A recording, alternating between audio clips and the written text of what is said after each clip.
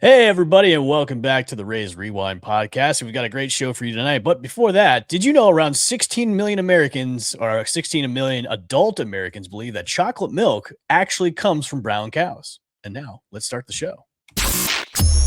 Turn up your volume. Because you're about to listen to The Sick Podcast. Rays Rewind with Bell, Bushman, and Drew. Jansen. That is into center field. Here comes Kiermaier. Phillips has tied the game. Arena coming around. Throw home. Now he stumbles. But the ball gets away. Tampa Bay wins it. Brett Phillips, Game 4 hero. The sickest Tampa Bay Rays podcast. It's gonna be sick. And welcome. Whoa, I shouldn't have put that up just yet. And welcome everybody back to the Rays Rewind podcast, the sickest Tampa Bay Rays podcast on the Sick Podcast Network. I am the great old Bushman, and joining me as usual is Drew. Make sure to go to our YouTube page at the Sick Podcast Rays Rewind, and also our Instagram page at Rays Rewind Pod. Make sure to go to our YouTube page, hit the subscribe button, because if we get to 300 by the home opener on April 6th, one of you lucky winners will get this 1 of 50 autographed Jonathan Aranda card. Look at that. That's super pretty nice. Sweet looking. Yeah, it's pretty nice. So make sure to get us to 300. We'll pick a random person that had liked, commented, and subscribed to the channel, and you can get this fabulous card. So, all right. Well, guys, the first series is done. The Rays took 1 out of the 3 games against the Cardinals, dropping the series 1-2. But there's a lot to take away from this series, a lot of overreactions from this series. Social media was ablaze, and we all know why. But let's get into it. The offense is there, and I think what we thought was going to be kind of the crutch of the offense of the lineup this year, with the latter half of it, beyond the Yandy Diaz, who was smoking red hot today. Throughout this whole series, it was smoking hot. Jonathan Aranda too, and Junior Caminero. We all thought the latter half of the lineup was going to be kind of quite silent, but that was not the case. I think we had contributions from everybody in the lineup, going from Johnny DeLuca, Chandler Simpson, Ben Williamson, who needs to be the starting second baseman every single day, by the way. I don't know why they keep starting Richie Palacios, but we had contributions from everybody. So I think going forward, it's nice to see that, because I think that was one of our concerns going into the season was, hey, where are we going to get the extra power from? Where are we getting the extra pop? Carson Williams, Taylor Walls, you can stay on the IL as long as you want, because I think Carson Williams is your starting shortstop from here on out after this series too. And he definitely showed the speed on the base paths, his defense, his offense too as well. But Drew, what was your takeaway from the offense this opening series against the Cardinals on the road? I echo what you said about Carson. I think he was a really big bright spot for this team. I mean, just the energy he's showing. I mean, he was a fingernail away from a home run on opening day. Opposite field, mind you. He's looked great in the field. He's had some really timely hitting. We saw him just bringing, hustling around the bases yesterday to get the tying run on that. He's definitely, I think this opening series, he's definitely like playing for the job. Like there's nothing that you're like, oh man, yeah, I if this keeps up, I mean, I don't obviously like. I don't have the strikeout numbers in front of me. I know he punched out, I think, maybe once or twice today, but he's making contact thus far. Yep. He's going to run into the wall where, younger hitters, where pitching starts adjusting to you, and how do you adjust back? We kind of seen it with everybody. We even saw it, with Junior last year. Some, I mean, even higher ranked prospects than Carson. It's something that they all deal with. So, that'll be coming, I'm sure, at some point here, but it was a really great first series for him. And you mentioned it, like everybody contributed. I mean, Nick Fortes he did great with the bat. Like he after getting hitting the no places, he was contributing. And today he had a big hit. Hunter Fiducia even had a nice, I believe, a double, or was it a 2-run single? I can't remember. This afternoon, like he looked he contributed something today. Yep. You mentioned Ben Williamson. And so that's been the most encouraging part of this series, obviously, is the offense. To say I'm shocked that they scored, what did we say before the show? We counted up 41 41 runs, no, yeah. 41 total hits, and then Yeah, hits. 23 runs. Yep. I believe was the number. Which the hits part was for me more of the surprising thing too, because after almost getting no hit on the second game, the offense rallied back and really showed what they can do. But like throughout the whole series, I mean, that's one of the things that surprised me the most was like, hey, they're hitting the ball. We're not just getting 1 to 2 hits here and there. We're hitting. And that was the encouraging thing for me, because that was the biggest question mark going into the season for both of us. And I think for a lot of people was, how is this latter half of the offense going to get runs scored if we don't have the pop there and they're not, hitting singles and doubles. And I was pleasantly surprised with the guys that we had a lot of question marks on it. Are they going to contribute? And they did in that first series. Now, obviously going forward, if we're going to go against better pitching and better bullpens, that's the thing I'm kind of like iffy on. Okay, are they going to be able to do this against better pitching and better bullpens going forward into the other series? Well, and that's the thing is we just don't know. Like, right. I mean, the Cardinals had a great looking offense this week or this weekend.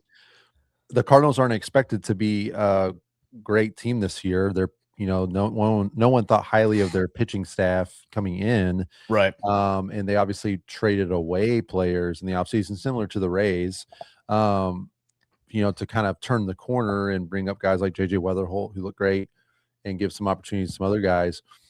So it's like, is the Rays offensive outburst, is that more the Rays offense, and being better than advertised, or is that maybe the quality of the Cardinals pitching, and then vice versa for, the Cardinals hitting as well as they did against the Rays. Obviously the Rays are expected to have a pretty decent pitching staff this year, and bullpen was supposed to be a strength, or at least not an Achilles heel like it was last year. And so it's hard to know. It's one series, and that is the beauty of it. Also the curse of it, because it's super easy to overreact to things. I get caught up in that. I'm putting a lot of weight in how they looked on opening day, especially, and just the way they lost, and even yesterday's loss. And so it was just really great that they were able to get out the first win of the season, get that out of the way. But I will say, okay, we were talking about this pre-show. I want to bring up, what I think is the biggest offensive storyline moving forward, and you told me that a lot of people on social media are social media was ablaze with this topic. So it's Junior Caminero's batting spot in the batting order. Right. They batted in the spring. They batted him, I think, between second, third, and fourth, and I'm sure they were trying out a few things. I did notice at the end of spring they had him batting fourth. And I was a little worried that they were going to be doing that. I didn't put too much stock into it, but and clearly we've seen today, this weekend, right now, the analytics people or Kevin Cash have him slotted as the cleanup hitter. Now he is quite the cleanup hitter and certainly fits that mold. Right. But given that this is not the 1990s or early 2000s, I just think it doesn't make any sense, and it's probably the biggest frustration I have, bullpen aside, I guess, because they cost a couple games already, but it's probably one of the biggest frustrations I have with the current setup of the team and what the strategy of it is. And if I can, just a couple reasons why. One, I get frustrated because we're never going to find out why. Right. We'll never get a definitive answer. This is a classic thing that will never get asked about in the media. It'll never get asked about in a post game. Oh, I tell you what, conference. Tell you what, I'll ask the question. If I get allowed to go as a credentialed media person, I will ask the question, why? And it's not to be accused. It's not, and I don't want to accuse, and I don't want to come at it from that, from a, it's more of just a lack of understanding. So if we have one of the best hitters in the American League and one of the best young power hitters in all baseball. Should we role play that scenario? Here, you be Kevin Cash, I'll be me.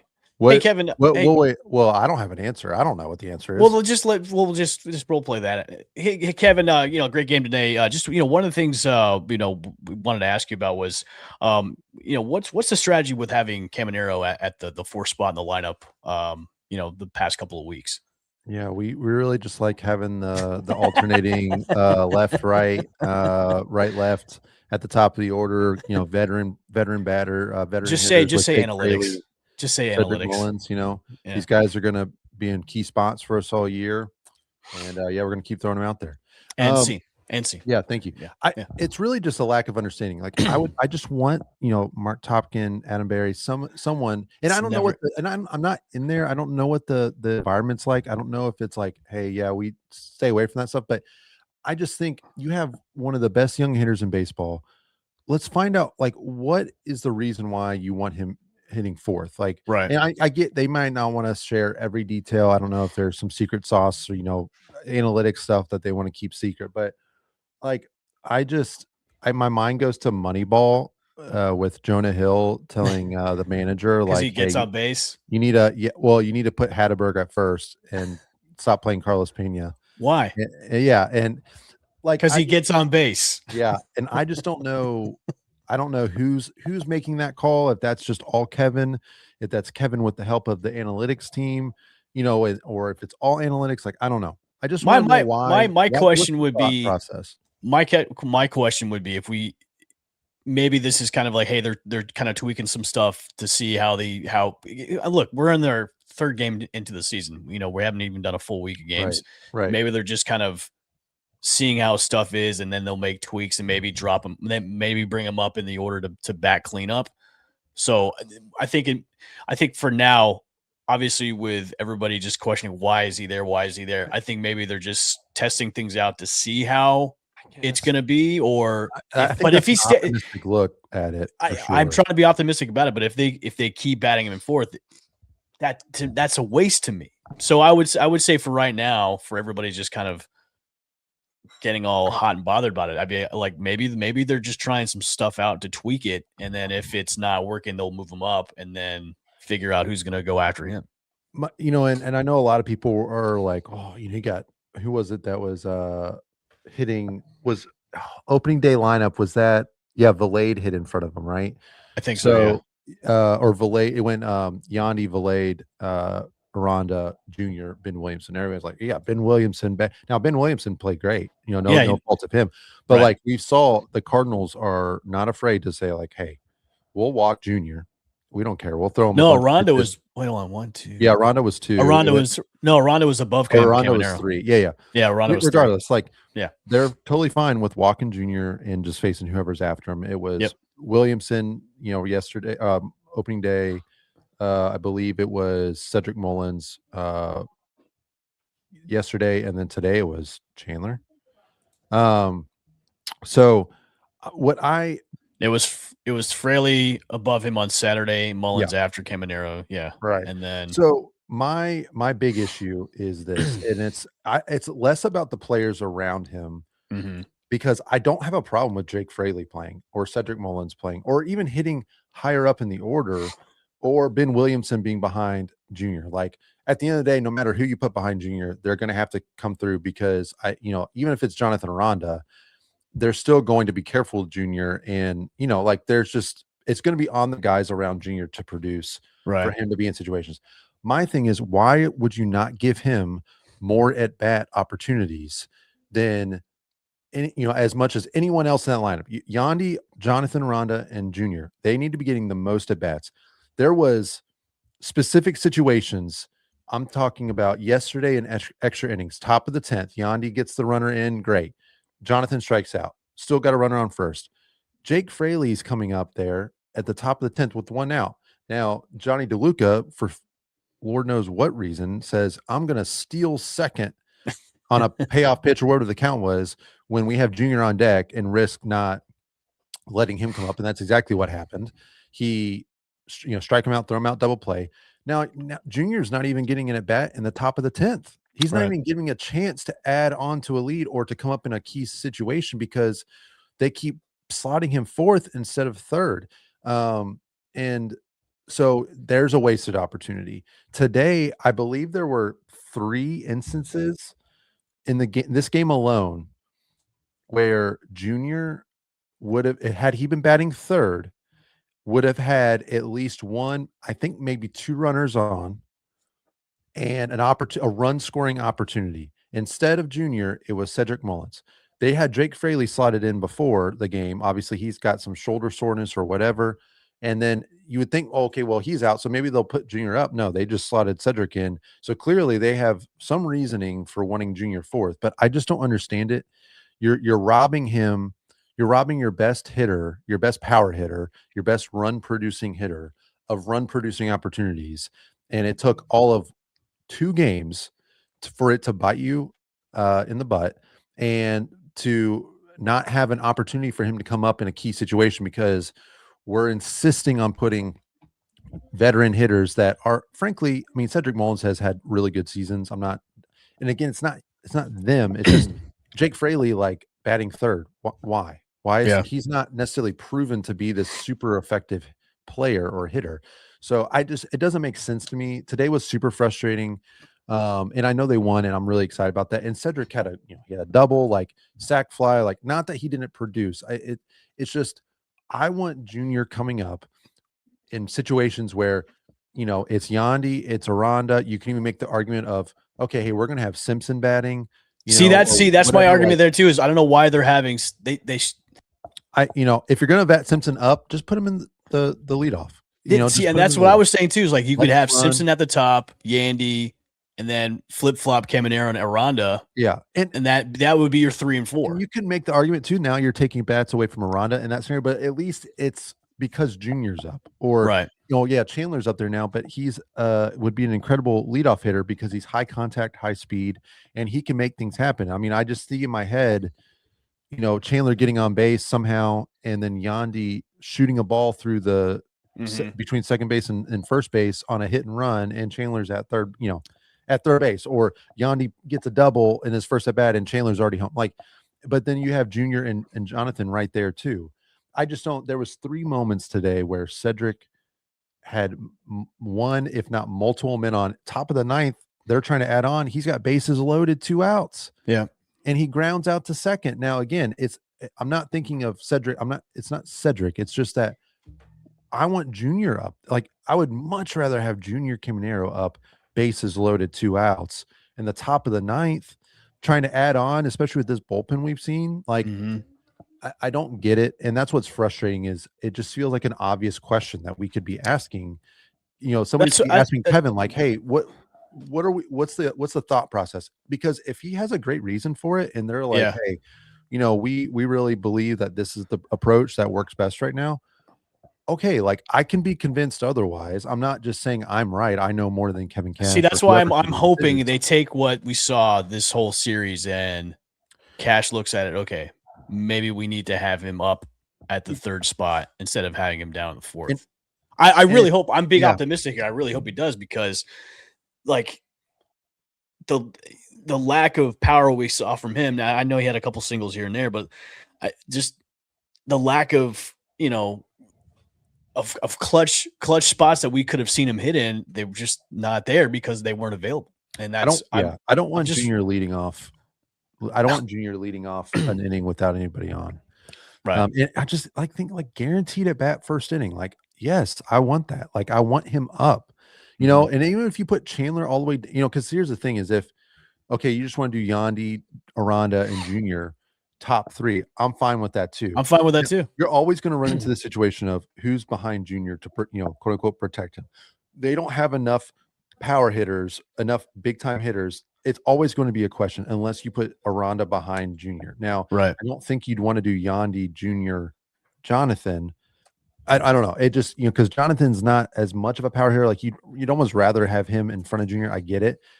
So, but at the same time, you could throw Chandler all the way down at 9, and then, except for the very first inning, like, hey, you're essentially going to accomplish what you want with that whole Chandler, Yandy, Junior. Like, those foursome, having them right in a row is a great combination. I want to see him get more bats. I want to see him and it's just how the game played out, and it could have easily been fine. Cedric could have came up big, and Junior still could have gotten those opportunities. But again, it took, like I said, all of 2 days for his batting order position to have a negative effect on opportunity for him. It's to having a come up. negative effect on all the baseball cards I bought of him. Yeah. The value of Yeah, that it's just, is not I don't know. It going just well doesn't right make now. sense. Like, so it's definitely something I'm keeping an eye on. Like, Mhm. I mean, I 3 think hours, after 4 I games, think I really hope time. Cash just looks at it and say, okay, maybe we need to not do And this again. it just feels like a simple change they're going to make eventually, and it's Yeah. going to be great. And then it's like, well, why don't we do this in the first place? Like, I don't. Right. Why are we messing with this? So Because they're going against the Cardinals and they didn't think this would happen. We're the only team in Major League Baseball. Think about this. We're the only team in Major League Baseball that their best hitter in the lineup is not in the top 3. I mean, I'm racking my brain right now, just going through the order. I mean, your best, everybody's best hitter is top 3 in the order, and we decided, you know what, we're going to throw Jake Fraley in at third 3 spot, and we're going to put Junior back to 4th. And I just, again, I'm not talking. I know Yandy. I'm not saying he's not, maybe our best hitter, but like Junior best power. I mean, 45 homers, 100 and whatever RBIs, 110 something RBIs last year. Like, he needs to be getting the at bats, and so I hope that maybe Junior pissed off change. Kevin Cash. They got a lefty going against him tomorrow. The Brewers throwing a lefty, so we'll see if they run the same lineup out as opening day, or if maybe they consider pushing Junior up 1 and Jonathan back to 4. But I gotta imagine Junior sitting there in the on deck circle with all these these runners on base ahead of him, going, what the hell? Being like, why am I not up? Right. Like, you can't help but think that he's got to be like, why am I not up here at 3rd hitting? All right, let's move on to the most frustrating thing over this past weekend was the bullpen. Yes. Seems like we took a time capsule or a time machine and went back to last year because of all the games that were blown because of our bullpens. I had to look at my calendar. I thought I was like, oh my goodness, are we in early July 2025? I thought I took a step outside and I thought I was in 2025. Am I watching the Rays play the Twins, Tigers, and Red Sox? I don't want to. Let's not go into all the specifics about what happened. I just think we just this needs to be fixed now. Like, I'm not going to wait. I don't want to hear Cash's excuses about, oh, well, we got to do that. It's like, no, this needs to be done now. We're going to be doing a lot of flushing this year. It's just the speed in which things unraveled. It's inexcusable. It was like, it was incredible. Now, I know the data shows like Ian Seymour's outing on opening day, the data from what I read and stuff, like, and see, that's why I get like, it was like, Drew, that's why I get so frustrated with Cash. And that's why a lot of people are getting frustrated with him, is because of that. It's like, why would you leave him in for that long? Yeah. Like, I mean, you had a big enough. I know his excuse. Well, Raz is going to come out in the 6th, but we had a good enough cushion to where we could start going into the bullpen. Why take Raz out anyways if he's rolling? It's another one of these things with his stupid analytical. Oh, the matchups they're there. The analytics. It's like, stop this madness by doing this. Yeah. Your bullpen hasn't been great in a couple of years. Like, stop it. Like, let your pitchers go. Like, and if this keeps going this way, we're going to be another 75, 77 win team. They have to fix this now. Like, I know we've got a couple of guys that are coming back from injuries, but from the time being, it's got to be fixed. And you got to let your starters go longer than that. If they're rolling and they're dealing, let them go. Like, I'm tired of us relying on the bullpen to close these games when they're not even closing out games. We could have swept the Cardinals this weekend. Yeah, for sure. I mean, listen, I'm probably not the best person to talk about opening day, because I also, I had a buddy of mine text me about it. Yeah. And like, I couldn't believe it. I watched it and I couldn't believe the meltdown that was happening on what's TV. funny is, I'm like, we had, what are we doing here? It was my son's birthday, so we were out, and I'd watched that first half, and then they went on their huge rally while we were out, and felt really good about it. And then, I actually we were listening to the radio when Burleson hit his home run. I turned it off. I was like, I can't. I got to protect my peace. I don't know what's happened with Griffin Jacks. I don't know what happened with him. He was one of the best pitchers last year. Yeah. Before coming to the Rays. The Kevin Cash thing, like, on opening day, Listen, it is, they're always going to prioritize the health, right, with Rass. And, we've heard with Matz and McClanahan, right, limited, like, get Mhm. ready because Tuesday night when Shane McClanahan pitches, it's going to be 5 innings, no more than 5, no matter Right. how well he's pitching. So it's already, it's set in stone.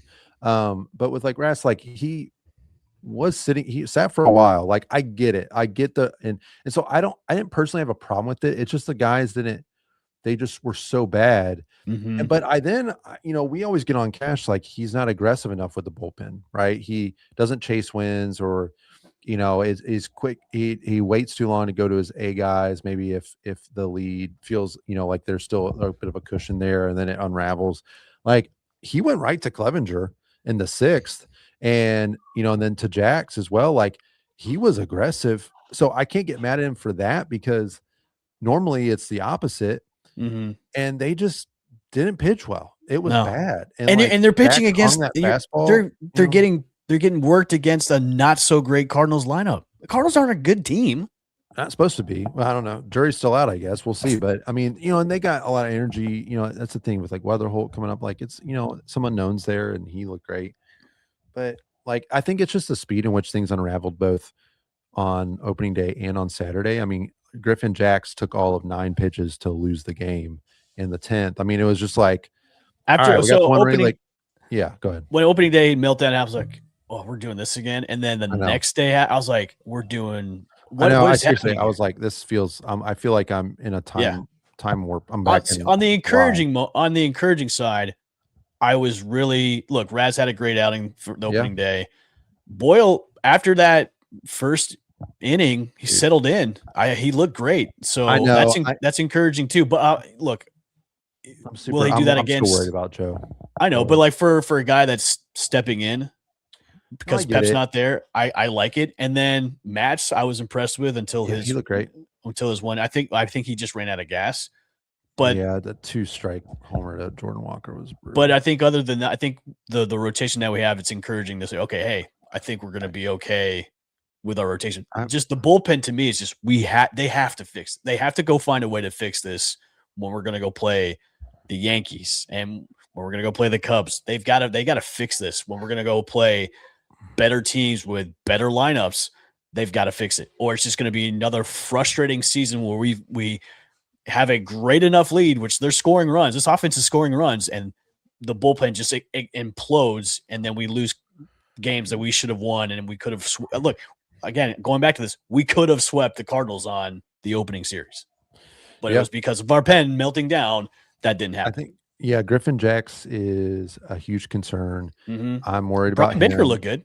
Yeah, Brian Baker looks great. He looked good. Jax, Jax didn't, they kept saying he was super unlucky last year. All the data, like it was just luck, bad luck. He's much better than that, what he showed.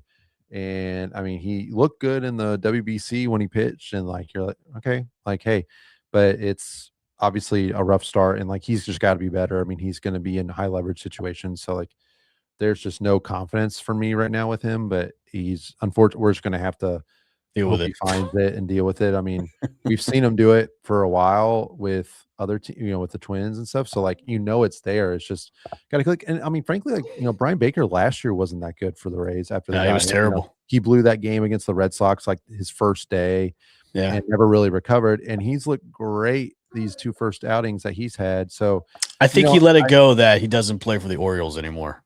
So I think he got over that. Well, and like, you also like can't undervalue guys that get traded for the first time and stuff. And like, a new team, like Cedric Mullins talked about that some too. Like, he struggled with the Mets last year after getting traded from the Orioles. It's just such a hard adjustment, especially in the middle of the year. So I'm glad that he's looked strong. He's definitely been the best. Cole Sulser looked pretty good yesterday until, he gave up a few.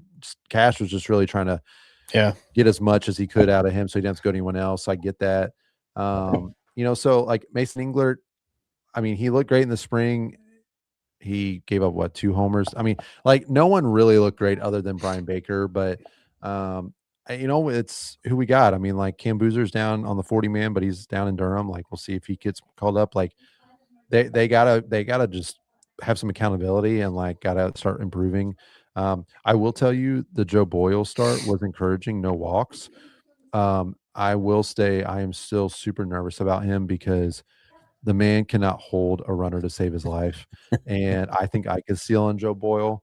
And frankly, like Rays in general have not held runners very well for handful of years now. I went back and looked. Um, it's been at least a few years that we've really struggled with holding runners, and I mean we saw that this weekend too. It's just like we're Yeah. the only team that seemingly doesn't steal. Where is I mean, how many teams I feel like they play where it's like, oh, they got a running lead. Like I hear Brian Anderson say, you got a running lead. They just didn't see him. They didn't think he was going to. It's just like, how are we the only team that can't seem 'Cause to we don't prevent runners from really stealing? catcher.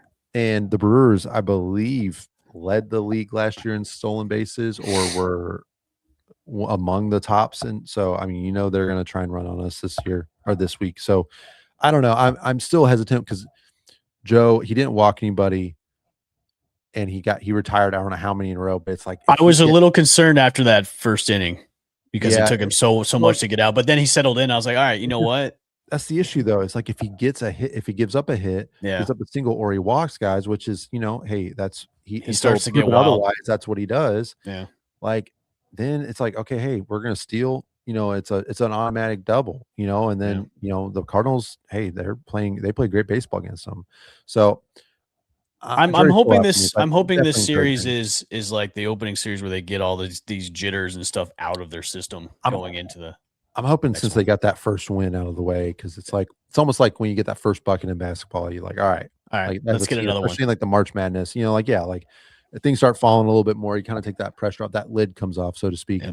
My daughter got her first hit in softball the other day, and I was like, "You want more, don't you?" She's like, Yeah. "Yep." I'm like, "Well, there you go." So, Yep. Yeah, exactly. let's get into our overreactions for the opening weekend. Drew, what are your overreactions for this week? I know what everybody's overreactions were on social media, but yeah, the bullpen's going to take years off my life. And it's a little easier to not feel like an overreaction in general. Just I'm kidding around, but now that they got a win out of the way, I think had they gotten swept, I mean, I was already like, this is going to be just an awful season.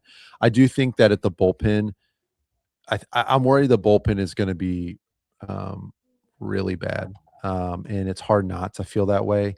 So I don't know if that's that more of an overreaction. It's just it feels like every I wouldn't say it's an person that goes- overreaction because I think we all know that's going to happen probably if this continues. I mean, there was at no point anytime during today's game or really just today's game. It was like, I don't care that they're up 6-1. I have no faith that we're going to be able to keep this comfortable lead. Like the basic today, stuff, even when they were up 7-3 or 9-3.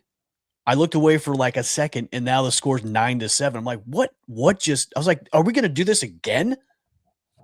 Like, what are we doing? All right, my overreaction. I think everybody on social media needs to calm down after this weekend series. It's 3 games in. We got to win. We got a victory out of this series. Everybody just needs to relax.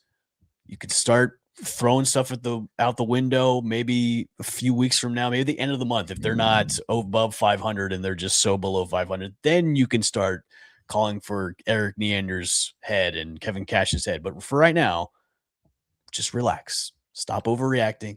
We're only 3 games into the season. So for all of you that are already jumping ship, chill. Can we have a positive overreaction?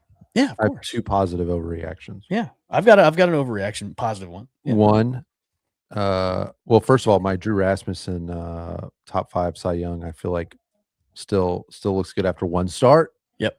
But anyways, Yandy batting title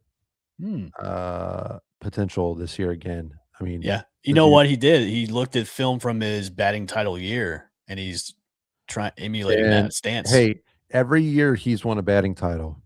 1 year. Guess what stadium they were playing in? It was the Trop. Mm-hmm. So obviously, if he wins a batting title, it's because they're playing in the Trop. I mean, it's just, it's going to happen. So I think overreaction for him is, I think he might lead the league in hitting this year, which is great for us, great for the Rays. Second overreaction, positive overreaction, and is Carson Williams. We talk about protection for junior. Carson Williams is going to graduate and be into the top part of the order at that 5 spot, or God forbid, maybe 4 spot. I don't know, but he's going to be that protection for Junior by midsummer. I would say this is an overreaction because I said this is probably going to happen. Was Williamson is going to be like a big factor in this team, and so far, my Ryan Valade pick almost looked great. Yeah, Nathan Church, he had to go and just rob him of a homer, but he'll get a homer tomorrow, so we're good.